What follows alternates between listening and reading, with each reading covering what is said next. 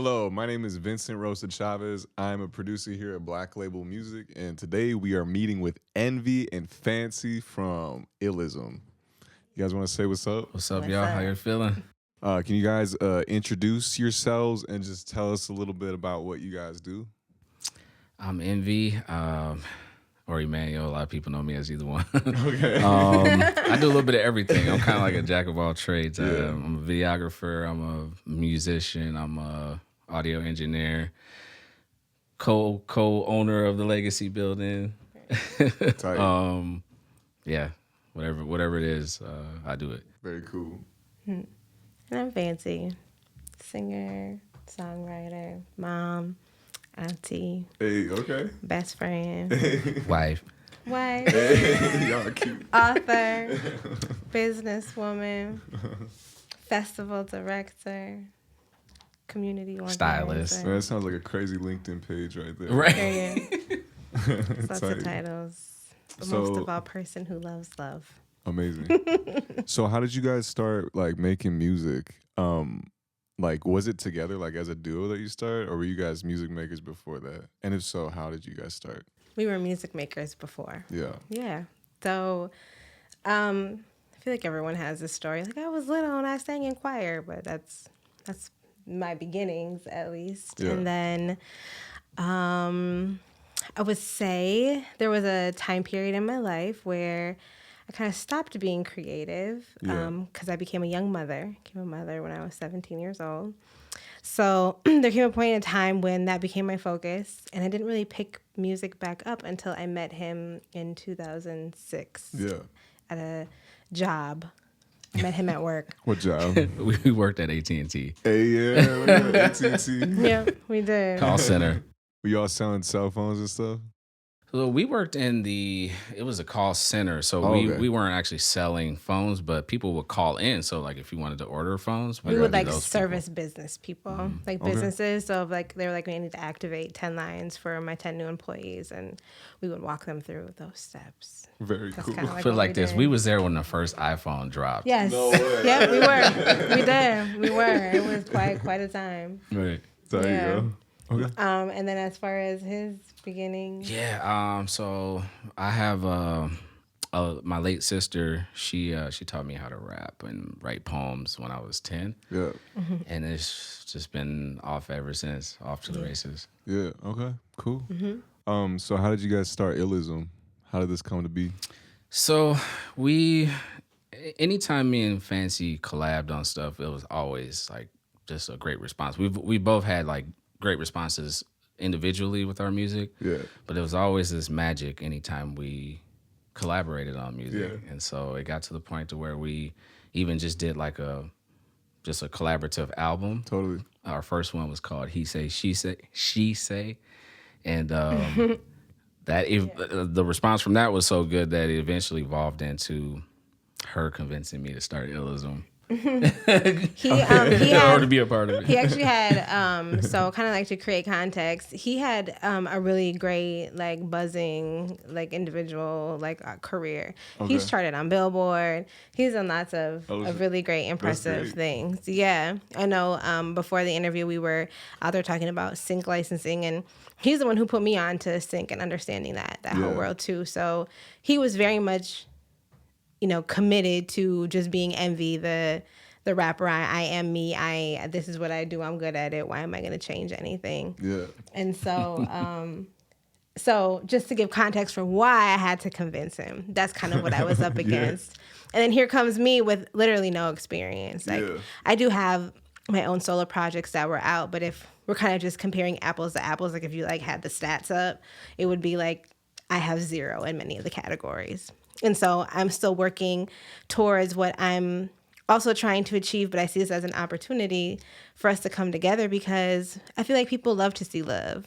And I also Totally. feel like people connect to higher frequencies just as much as they might connect to low vibration type frequencies too, right? Yeah. And so, like he said, there was this great response that we oftentimes got, and it just felt like there was a lot more power behind it. Totally. So I did ask, and he was like, well, we can just be Envy and Fancy. There was no iLLism for like the first First couple of albums, actually.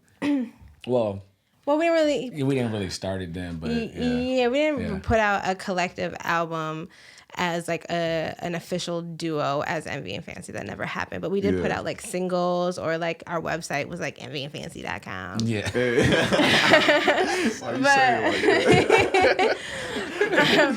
But we got a piece of feedback from my former brother-in-law who used to work for Rhymesayers, and he was like, y'all have to find a different name because this is just not working. And I was like, tell him that. And so one day I was sitting at work and I came up with this really dope name, which eventually was iLLism. That's a dope name. When I shared him kind of like how I came up with it, which is just ill and hip hop, ism, as you know, it's like a movement. And so I was like, iLLism, that sounds dope, don't it? And he was like, okay, sick, you kind of got me. Yes. Yeah. And it's been magic ever since. Yeah. Cool. Yeah, you guys are amazing. Like, I've seen you guys a few times. I mean, the musicians that you guys be putting together in the band is just phenomenal people. Like, you guys are fun to watch. Like, I remember that Chop Shop show that y'all played. That was really insane, fun. Man. I love Chop Shop. R.I.P. Hey, Chop Shop. I love Chop Shop. They gotta bring Chop Shop back like every 5 years, like a reunion or something. I feel like there's gonna be a new iteration of it. Yeah, that's valid. But you know, I feel like when it, oh my bad, when it like stopped, it was like it just made it that much more valuable. You know what I mean? It was like it was experience. A vibe. Anytime an artist or a band told me that they were playing at Chop Shop, I always got so excited for them. Like, you about to play Chop Shop? You're gonna have so much fun. It's gonna be so good. We've played some really, really incredible shows. I mean, we've performed in front of Jimmy Jam and Terry Lewis, but nothing to me tops Chop Shop. It's like one of those like definitely in the top 10 places or experiences that we've had performing for sure. It's one of those things like if you know, you know. Yeah. It's so special. It was very special. Cool. So where do you guys find your musical inspiration? Like what are artists you try to like harness the energy of? You want to go first? Or feelings or vibes or like anything in general? I think it's more feeling and vibes for me. I have my inspirations, I think, though. Like growing up, Brandy was my jam. Mariah Carey was my jam. Destiny's Child, like the original Destiny's Child, like Writings on the Wall, Destiny's Child, were my jam. So I feel like I have a lot of those early influences for sure in the way that I like approach music. But I still feel like a lot of it is driven off of personal experience and me verbalizing and putting into words or metaphors what those experiences have been. Yeah, okay. For me, who did I channel? I mean, I listened to a lot of Tupac. I listened to Nas. I listened to Mariah Carey, Bone Thugs. I mean, like I used to listen to a lot of different music when I was growing up, and sometimes like some of the homie groups I was in was listening to more gangster rap, and so sometimes when I would like introduce other music that was like musically like, yo, you ain't heard that Earth, Wind and Fire? Right. But there were like eras of music too, like eras of music. Like I had like a punk rock era. Like I love No Doubt. I love 9 Inch Nails. Incubus. I love Korn. I loved Incubus. I love Blink-182. Like definitely played those types of songs. So I also I begged my mom for classical CDs like Beethoven, stuff like that, because it helped me go to sleep.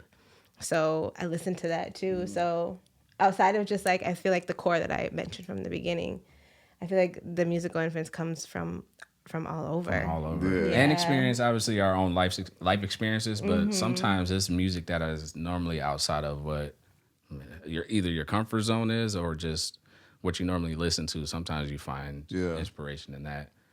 That's really for me too. Another thing I do is I'm always like, life to me is like a soundtrack. Okay. If I'm doing something, if I'm cleaning up, if I'm just doing any kind of other business, I'm probably listening to instrumentals most of the time. Yeah, he listens to a lot of beats. And a lot of times, like when we drive, like we like to drive and cruise, and a lot of songs have just came out of nowhere. And just people watching or.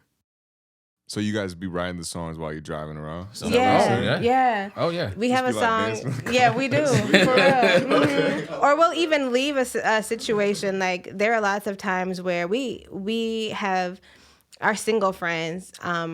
We love to hang out with our friends that get to like go out and mingle, and we get to watch from afar and, you know, watch them do their thing. Yeah. But there are sometimes moments when it can sometimes just be a bit much, and it's like, this isn't the environment meant for us. Yeah. And not because of the people per se, but just like the collective energy. Like, y'all can't get with us, so why are we here? And even though we would be out and we would love drinking and having fun and stuff with our friends and our family, we would find ourselves going to the car and turning on beats and coming up with songs. Yeah. We went to the Rum Bar. And we left because we were feeling that way. Like, energy ain't really for us in here. Let's just go to the car and just chill. And then when they're ready to go, we can dip and we can go smoke and we can go get food or whatever. So we lit up a joint and we were playing this beat. And it ended up turning into our song Bet. But I still have the voice memo in my phone, and it says Glam Doll Donuts because we were sitting right across the street from Glam Doll. Hey. And so it's always just a reminder that, man, when creativity sparks, it just sparks. Totally. I got to be ready to go. Yeah, it seems like the place for us happens to always be in the car, though. Okay, that's tight. Yeah. So are there any like topics you guys find yourselves going to when you're writing, like specifically a lot? You know, I think for us, it's always just been things that are relatable to people. Yeah. You know, like, I don't want to, like talk about popping bottles in the club because that's kind of like, eh. Yeah. But if it's like an experience that we all have, like bet. Have you ever taken a moment to bet on yourself in any situation in life? And then we say pop them bottles. We say, you know what, pop bottles. Literally in bed it says pop them bottles. Yeah, but I mean, we definitely popping bottles in celebration. But like, I'm saying like just those kind of songs where it's like go to the club and pop a bottle. Yeah. But like the human experience is I think is where we draw our inspiration from. Totally. Yeah. That's amazing. Mm-hmm. Yo, that was a cool answer for that, you guys. I appreciate it. So can you tell us a little bit about the legacy building and why you decided to start it, and also how it's going? Yeah. Because you were talking about it before we started the interview, you guys. Yeah. Now you can tell them. So. Legacy building. Okay, so we flew out to Las Vegas in 2021. Early 2021. Probably like April or May, maybe. But we were there shooting a music video for a song we have called Simple Shit. Yeah. And we filmed in this really dope like warehouse that had like a cool like LED wall. It had a bunch of these like cool props. It also had like different like staged areas, and we were just like, this is tight. I wonder if they have something like this back home. Yeah. And at the time, we weren't familiar with any, and so we really had this desire to create something like that. And so, you know, we played with the idea for a really long time, and, you know, life just has its way of, you know, stopping the thought, and then eventually it presents the opportunity. Like, remember that thing you thought about a while ago? Here it goes. You ready for it? You ready? You're like, dang. So one morning, he was driving. So Legacy Building is just a few blocks from where we live. Yeah. And it happens to be on the way to a coffee shop that we like to go to. So he was on his way to go get coffee, and he saw a sign in the window of a space that actually used to be Solstice Records. And before that, it was a consignment store called the Pink Closet. And it was the Pink Closet for like 50 years, for a really long time. But it had a, you know, vacancy sign, call this phone number, and I got a text on my phone that was like, I'm about to call. And I was like, what? He was like, remember I told you I wanted that production studio? You remember when we was in Vegas? And I'm like, oh, shoot, what call? What we got to lose? What we got to lose? Like, just see what the information is. So he obviously called.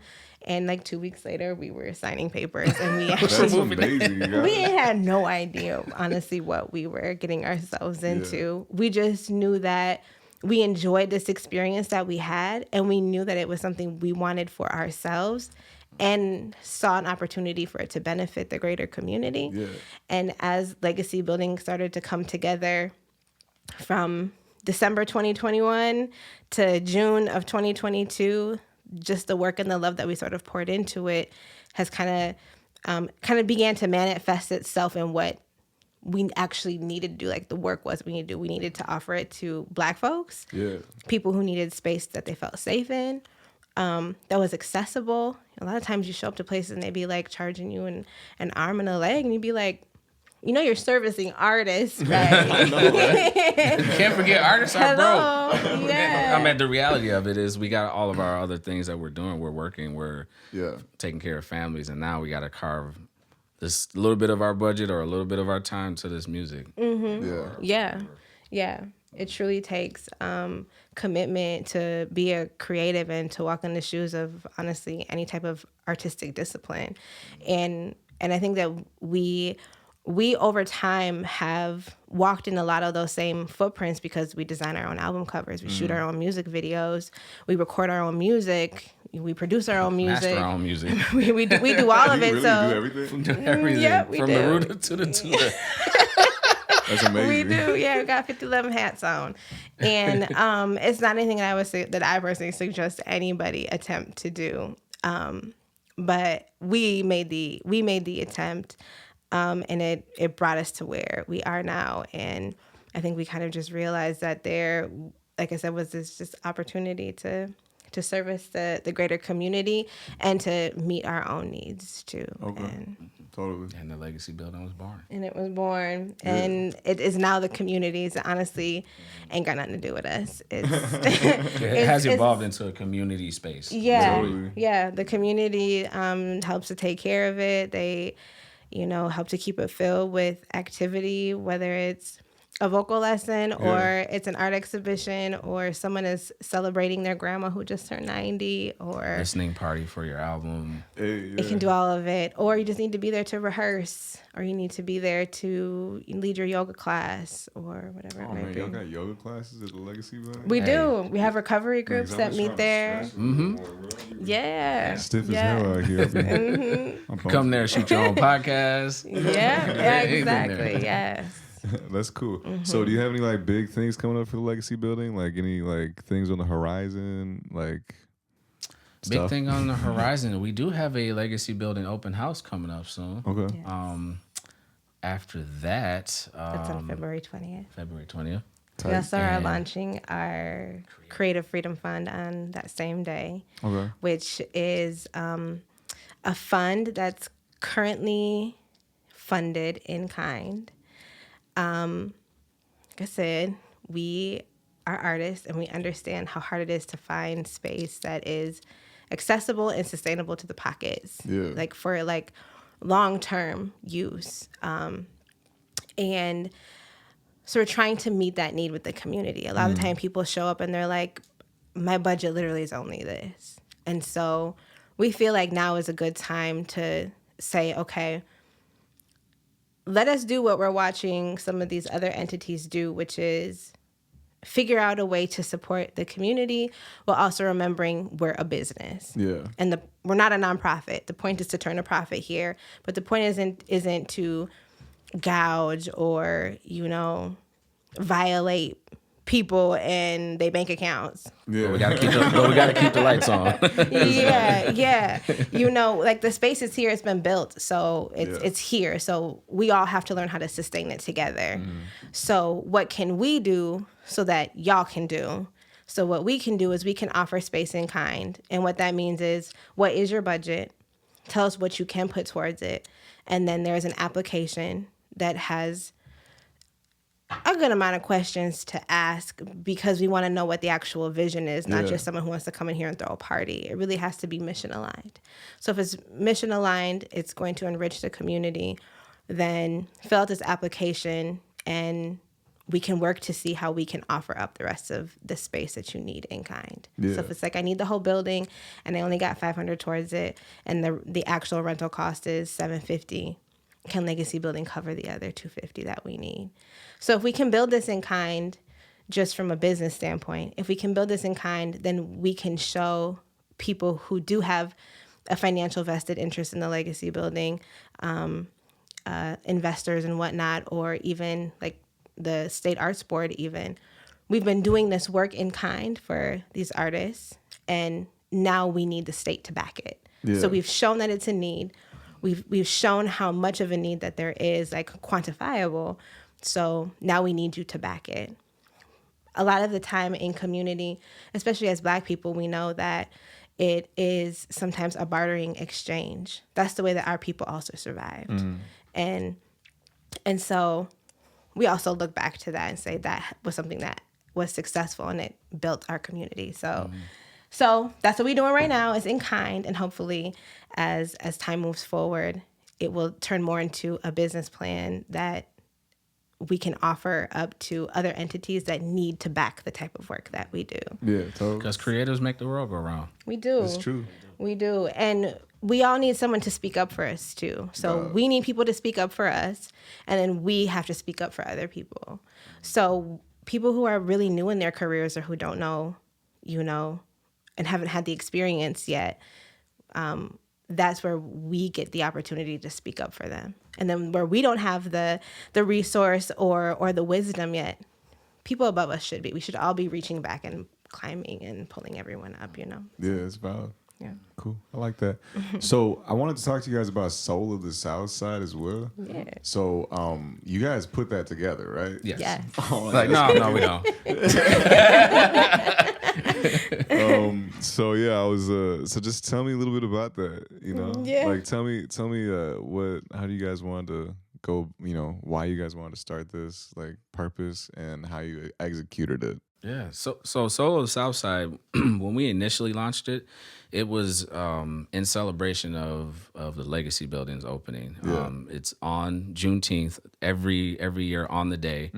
But Juneteenth has been around. Like, this is something that we want to also honor for our people. Yeah. But also with doing Soul of the Southside, it's just evolved. It evolved, and this is another thing. Like with the Legacy Building, it's becoming like a community. It's created a stake in the community. Yeah. So every year, annually, this is going on year 4 now. It's just like embedded in the community. So it was meant to just simply be a celebration for the grand opening of the Legacy Building. Okay. Truly, we had no intention of going beyond Soul of the Southside 2022. Had no intention until you start getting phone calls from the people who came or the people who participated. Yeah. Like, y'all doing it again? Y'all doing it again? Hey. The people at the Hook and Ladder were one of the first people to say, like, we had the event in June of 2022. By November of 2022, they were like, so are you sending the graphics over? Like, what's up? And it kind of was like, oh, okay. He and I had to kind of take a step back. It's something that we really want to pursue again. And so then we did. And then we have been. And we'll continue as long as our bodies say that this is what we're supposed to be doing. Yeah. So, were you guys, when you thought about doing it after the first time, were you guys like wholeheartedly just totally in, or were there like any hesitations or Wholeheartedly in. Wholeheartedly in. I mean, there's some natural hesitations because like we didn't, a lot of the stuff that we've done, like we're learning on the fly, like on the job training, literally. Yeah. No degree. We do not have any degrees except for our high school diploma. Yeah. That's what we got. That's what we're working with. So it's all experience. Figuring it out, and we're literally still learning. Like we've definitely mastered and got like, okay, these things need to be done in order to do this, but there's still other layers to that. So we fail a lot, so we learn a lot. Okay. And that's good. I'm a results-driven person, so I'm okay taking the risk. I will push the red button. We're walking down the hallway, and there's a red button, and someone's like, "What's that red button do?" I don't know. Let's find out. Now we know. Either we're running or nothing has happened, but now we know, y'all. Yeah. So what were some of the challenges putting that together? Because this is your first festival you put together. This is our first festival. So I would say, what are the challenges? Maybe just figuring out what's required by the city. Because anybody can just go throw an event and you think that it's all good, but like if you don't know all the things that are required, from sound permits to making sure you have your food vendors having their permits and stuff in order. There's many layers. Yeah. Many That's layers. what I figured. Yeah. Because I know like it's got to be such a complex thing to plan out, but like even from the outside, like I'm sure that there's like 20 other layers that you would never even think of. Yeah. You know what I mean? Yeah. That's cool. I would say in 2022, or the first year we did in 2022, the first layer was food. Yeah. So we only had one food truck. We had one food truck. Business, though. Yeah, they Great did. business. Probably happy hell. Yeah, they did. And honestly, the one of the other food participants that wasn't able to participate that year, that was supposed to be like our main food person, wasn't able to participate. So there's this taco truck that used to pull up by the Legacy building, and we went there all the time. So and we just had them on text. We went there so often, we just had them on text. Literally, I could be like, And yo. so I was like, call the taco truck and see if they'll pull up. Hey, they pulled up. And they did. And cleaned up. And cleaned up. Taco And truck, cleaned man. up. Yeah. So that was like, oh, okay, well, we're not doing that again anyway. So maybe we didn't have to learn that. But then when people started asking for Solve the Southside to come back, permits was definitely the big thing for 2023. Yeah. Learning the permits, learning the city is coming to knock. They want their money, and they don't care that you're late either. And it'll be $100 for this plus the $100 late fee. Just be ready. Sometimes they're going to pop out and show you. Yeah, exactly. Yeah, exactly. I would say 2024, one of our biggest lessons was financial. So as the festival grows and as the needs of the community grow, so do how we want to activate and the offerings that we want to give to the community, and how we want to pay bands. Like bands don't walk away with $200 at Soul of the Southside. No, at minimum, bands are walking away with like $750. That's amazing. You know, that's great. So at least at this iteration, it was not that way when we first did Soul of the Southside. But raising money and fundraising is a skill. Yeah. And I applaud anybody where that's their job. Because fundraising and asking people for money is probably one of the hardest things to do. So 2024 taught us that. It taught us finances. It taught us how to properly fundraise and get sponsors. And a lot of the time people think that they see, a brand or a company or organization that they know sponsoring an event. They think it's just a phone call and come sponsor my event. And it's so much more involved. It's a lot of trust building. So what is it? Like if you could just say. Yeah. So a lot of the time, okay, so I'm scratching your back. You got to scratch my back. So so that's like the first level of sponsorship or getting somebody to give you something. Yeah. Plus it also has to be impactful to their mission. So if your mission is in music, then we already have some synergy here. That's valid. If your mission is also in music and it's in innovation and it's in supporting the arts, especially at a local level, we really have some synergy here. So it's also recognizing that, is this person fit for what the event or what you're asking them to do or provide? Yeah. So if you're, let's say, like I said, in music, and maybe you have, like you're an audio gear, and it can be one of two things: in kind, give us microphones, give us, the audio equipment we might need, or could it be you provide us with production crew, whether it's in kind, or can you just pay? Like, you don't have to give us sponsorship for the festival in general. Yeah. Maybe you're just going to sponsor us, allowing us to pay artists a fair wage, which a lot of places would align with, because they know that you're taking the money to pay artists, which they know is enriching to the artist, which they know is really hard for artists to sometimes get. It's like a good paycheck to pay the people in their bands. Man, you know how many rehearsals you probably done went to, and gas and all this, just to walk out with $100? Yeah, dude. $75. Yeah. So it's also asking, so you have to get flyers. Find a sponsor who does printing. They can be your T-shirts. Find a screen printing company. They can be your sponsor for the shirts. I'll put your logo on the shirts. That's advertising. I'll put your logo on the website. That's advertising. We run ads on radio. We run ads on social media. You quantify it for them. There's nothing better when a company says, all I got to do is give you $200 and $1,000, $5,000, and you'll do all my advertising. You'll show that I'm in alignment with my DEI goals, right? You know, and this is like community centered and our missions align. You know, that's kind of like the big picture when it comes to sponsorships, and probably one of the biggest lessons that I learned last year. Wow, yeah, that's crazy. Mm-hmm. So who were some of the sponsors on the Soul of the Southside recently? Yeah. The Coliseum building. All of our venue partners, yeah. Venue partners for sure. Hook and Ladder, Moon Palace Books, Arbiter Brewery.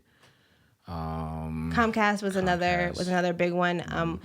Although they provided a financial sponsorship, they also provided Wi-Fi for all of our vendors. Oh, great. You know, the systems.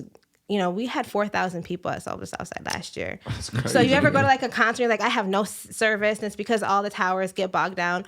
Well, we knew that would be an issue. So they provided Wi-Fi to all of our vendors so that all the credit card transactions could go through. So Comcast was a big one. Metro Transit was another one because they provided free rides to and from the festival. But also shout out to like the Headwaters Foundation, KRSM and KFAI. They do our DJ tents at the art fair, which took place at Arbiter, and our Black Business Market, which took place at the courtyard outside of Moon Palace Books. So those are always very, very dear, and they run all of our ads and stuff, and they are community centered and community driven radio stations. And so again, with like the alignment, like finding the alignment. Care 11. Yeah, Care 11 sponsored. Care 11 hosted some stages. Yeah, they hosted some of the stages. Yeah, they did some of Alexis, one of their anchors. The lead anchor. Yeah, she was fantastic. So, and of our 30 sponsors that we had, 19 were Black-led organizations, which means a ton, you know. That's great. Yeah. Yeah, that's great. Means a ton. Man, that's so cool. Yeah, all my friends went to Soul of the Southside. Okay, cool. I unfortunately had to miss it. I had to go to a wedding. I'm sorry about that, you guys. It's all next good. year, I'll be this next one coming up. June 19th, we'll see you then. This year, yes, June 19th. It's on the same day every single year. So what do you think like contributed to the success of Soul of the Southside? Like, how are you guys getting like such good turnouts at the festival? Good question. Team. Having a team. Yeah.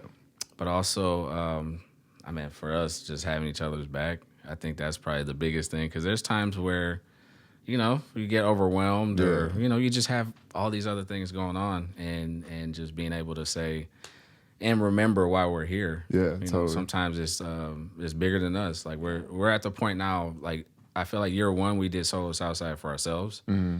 But now it's like these years to come is like really for the community. And community wants to show up to the kickback to where it's going to be like peaceful. Yeah.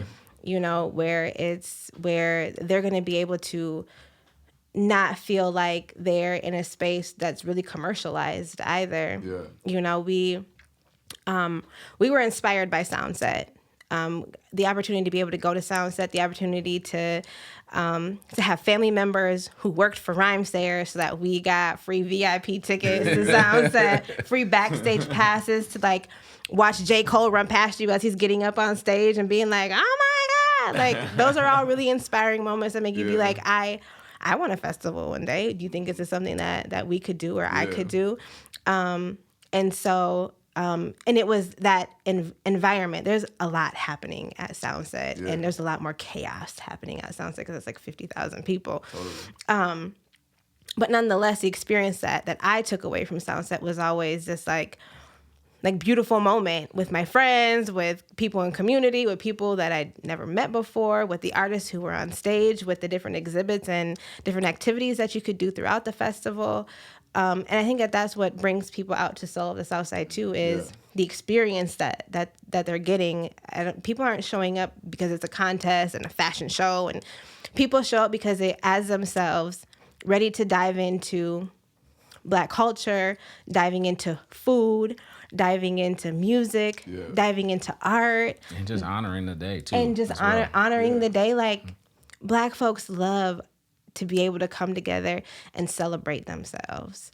And that is what Soul of the Southside is rooted in. It's a Juneteenth celebration. So it's rooted in our liberation. And our liberation stems from our creativity. And we were created to create. So, you know, and I feel like that collective energy is what shows up at the festival. And who doesn't want to rub that all over their body, too? Absolutely. Cool. Well, I want to talk more about you guys' music.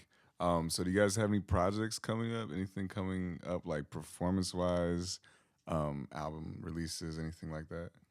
We are in the early stages of starting a new project. So we took a break after a busy year last year and try to enjoy the holiday season. Yeah. And we're actively in the studio now, collaborating with the band and trying to cook up some new music. Yeah. And who's in your band right now? So outside of us, it's Mike Green on guitar. We have Rottweiler on drums. We have Marcus Woodard on keys. We have Big Lou. Luther, Big Lou on keys and vocals. Anaya on vocals. Yeah. We have, who else? Scott. You got Scott Mullenberg on bass. And you and I, honey. And us. And at times, if it's time for a horn section, we got a horn section. Yeah, we have a horn section, which is usually Solomon Parham and Willie Moore on saxophone. And Cody. Yeah. And Cody LeDuc. So what are some challenges of like running a band, like having these different sections in it? Like, is it difficult to have everybody in sync all the time? So in the beginning it was, because we didn't know. I feel like us as humans, we're always coming from a place of not knowing to knowing. This seems like a common theme, you know, things here. So we didn't know. Yeah. And this is when McNally was open. I don't know if you're familiar with the McNally Smith College of Music that was here. Okay. Yeah. So that's how we met most of our players was through the college. We have gone through different players. Rottweiler was not our first drummer. We had someone else, and we had even someone before him and someone before him. Our first iteration of a band was literally this really cool white dude who liked to play his drums in his garage. Like, that was it. Oh, hey, he's a drummer. Yeah, he's a drummer. He knows how to. He knows how to boom, boom, boom. That's got to be effective in like some way, shape, or form. And then slowly comes the upgrades. Like, you know, like I feel like God is always like, okay, let's see what your consistency is gonna be like, and how persistent are you gonna be in seeing this grow and like turn into what I think is like the ultimate big picture that, you know, everyone is always dreaming of, you know, like it's really great, successful group, and there's just great cohesion, and the energy and the chemistry on stage is just, you know, it feels good. The goal that most people envision is, you know, a stadium filled with people who know your music. Mm-hmm. Eventually, I feel like sometimes that manifests. I feel like it changes for people. And I feel like it changes because it eventually comes down to, I just want to have fun on stage with my band. Like, we just be up there chilling and it's a good time. Yeah. And of course, like when the really good shows come in, or the opportunities to perform in front of large crowds presents itself, that's great. But at the end of the day, for us, we, I think, finally have like this group of individuals that we really do feel like a family, and we really do feel like this like cohesive energy, and there's this clear understanding. And I think in the beginning, he and I also wanted to kind of like control. Yeah. Like, not necessarily you don't get to play for nobody else, but if you're going to play for somebody else, you make sure you come over here and you show up 100% over here. And sometimes you have to remember everyone is on their own journeys, and they're trying to grow and learn and stretch themselves so that they can see how flexible that they can be. And you eventually kind of just hone in on, okay, what's my own art that I need to perfect? Because then when I get up on stage, I have to size up with Rottweiler. Yeah. I have to size up with the shredder Mike Green. Hey, yeah. I have to make sure I'm on point, because your vocal coach is also your BGV. Yeah. Listen, girl, It's okay if someone can't show up for rehearsal tonight. Yeah, you know, it's okay if someone can't show up for rehearsal tonight, but are you showing up for rehearsal tonight? It's okay if the bass player can't show up. You're confident in the bass player, because that's how I feel. Like, I'm so confident in all of our players that at one point I feel like he and I would get so stressed out when someone couldn't come to rehearsal or someone was late to a gig. Yeah. And it's just like, things happen. People are people. What are you doing? And is it enough to not be in such an emotional state that if we have to make some executive decisions, we can do that? You know, we've gone through lots where it's the day of the show. We're in 5 minutes, we're getting on stage, and someone's like, I can't get there. And it's like, oh, shoot, what are we about to do? And I feel like where we are at this point in time is ebb and flow. Is ebb and flow, and having the utmost confidence in the people that we have on stage with us. Yeah. That's a beautiful place to be. I mean, I know your instrumentalists are just like amazing musicians, so I'm sure it's real easy to be confident that they're gonna like show up and do that. And we've built trust, so that's the other part. Really, is we've been playing together for years. We've been together for years, and you're not gonna end off how you start. That's so yeah. So on your website, I was reading your about section on the front page of your website. It said that you guys are more introverted than other people in your genre. Is that valid? Do you guys consider yourself introverted people, or is it just the group that's introverted? I would say, in a sense, like, we're not like just always in front of the camera. And I think maybe that might seem a little introverted because we don't like go live every day, or we're like not constantly posting. Yeah. I don't know. I feel like when you have a reason to post, you post. Yeah. You know, I don't know if that's like the best answer to give, but it's I feel like we honor our introverted parts of ourselves. I don't know if that's even a word, but I feel like we honor that part of ourselves, because I feel like that's a part of us that we're supposed to have. Yeah. It's probably the part that kind of keeps us grounded, kind of keeps us from feeling like we have to get sucked into the algorithm. Yeah, for real. Yeah. That's a toxic algorithm. Exactly. Yeah. Mm-hmm. So I would say yes. When we're on stage, we do have a lot of life. So on stage, we're not introverted on stage. But in a sense, we keep people out of our business. Yeah. We don't really tell people what our next moves are. We don't really see a need to. I want you to see what the end product is, honestly. I don't need you to see me crying and whining and like, that's not figuring cute. It out, building it. Yeah, that's not cute. I'd be happy to present the story once I actually know the route, instead of telling you all the things that didn't work out. Like, I feel like those things are also natural, and we should all know that there's way more involved in a person's journey than just a highlight reel. Like, there's tears, there's cuts and scrapes, and there's arguments. And cuss words. There's lots of cussing. Okay, so yeah, So how do you think, like, how do you think being introverted in those ways like contributes to you guys' success as musicians and like event planners and whatever you're doing? It keeps us out of the drama. It keeps you out of the drama, out of the way, and it keeps you focused in your bubble to like on the chisel intention and figure it out. You know what I mean? I think it's important to have those moments, because if we're always just like displaying, like you said, every little moment of it, it's like, for one, it dilutes the end product, but also it's just like a whole nother level of stress that you don't need. And then there's always somebody who has something to say about it. And you open up that door. You open up that door, and then you want to respond, and you want to get them to understand why you might be having that type of reaction. But how could they ever understand? Because they ain't you. So I ain't really got to put all that out there. Yeah. I'm supposed to vent to my man. I'm supposed to vent to my homegirls. Yeah. That's who I'm. I don't need to vent to people on social media. That's weird. Like, y'all could never begin to even understand who I am at my core. Y'all get to know who I present and who I want to give to y'all. Yeah. And there are parts of us that we have to protect, and I think that's what I mean by that's valid. The introverted, my mama calling him, the introverted parts of us that protect us, for sure. That's valid. Yeah. I think that there's power in that. You know what I mean? Like being able to like, you choose what you want people to see, because it really is like in like a position where you're like have this public facing brand. Like it's important to like be intentional with what you put out, because everything affects like how the people that go to your shows or listen to your music, how they view you. You know what I mean? So. And how you're responding back in your personal life too. Somebody could piss you off about something you have going on in your business, and then you go home and you're taking it out on your family, or you're just not being effective for the people who are counting on like the normal you, not the business you, the artist you, so. Yeah, totally.